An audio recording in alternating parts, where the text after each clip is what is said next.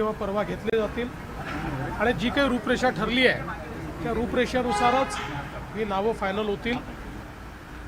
आमचे जे काही महानगराचे अध्यक्ष आहेत, आमदार आहेत, हे मिळून त्या संदर्भात अंतिम निर्णय करतील। नागपूरचं काय सांगाल? इतर ठिकाणी ज्या पद्धतीनं समीकरण दिसत आहे त्या ठिकाणी काही चर्चा झाली का? बाकी ठिकाणी ओव्हरऑल चर्चा झालेली आहे। त्या ठिकाणचे जे प्रमुख आहेत त्या प्रमुखांना आम्ही नेमकं काय करायचं आहे तशा संदर्भातली लाईन देऊ आणि त्यानुसार पुढची कारवाई होईल। सुनेत्रा पवार यांना उपमुख्यमंत्री म्हणून राष्ट्रवादी काँग्रेस पक्षाने प्रेझेंट केले जात आहे। चर्चा आहे असं आहे की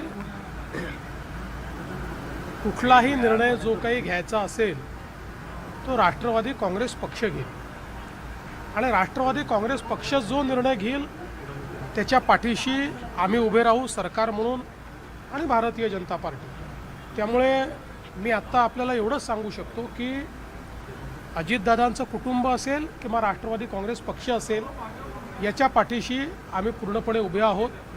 त्यांचे जे काही निर्णय होतील त्या निर्णयांना योग्य ते समर्थन आमच्याकडनं असेल। राष्ट्रवादी काँग्रेस पक्षाकडनं काही तसा प्रस्ताव वगैरे आला का?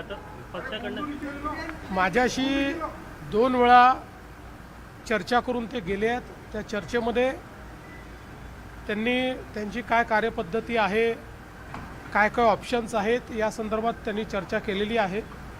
मात्र अंतिम निर्णय जो काही असेल तो त्यांचा पक्ष घेईल, त्यामुळे त्या संदर्भात मी बोलणं हे योग्य होणार नाही।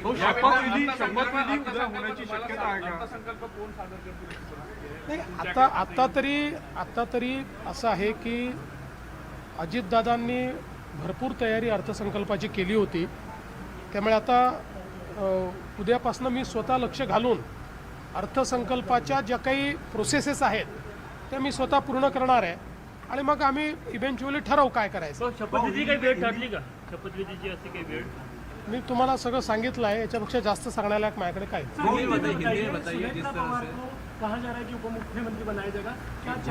देखिए, कोई भी निर्णय जो होगा ये निर्णय राष्ट्रवादी कांग्रेस पार्टी लेगी। राष्ट्रवादी कांग्रेस पार्टी जो निर्णय लेगी हम उसके साथ खड़े रहेंगे, चाहे वो अजीत पवार जी का परिवार हो या राष्ट्रवादी कांग्रेस पार्टी हो। इनके साथ पूरी ताकत के साथ सरकार के रूप में और भारतीय जनता पार्टी के रूप में हम खड़े। सर, उनके नेता मिलने आए थे आपसे, क्या चर्चा?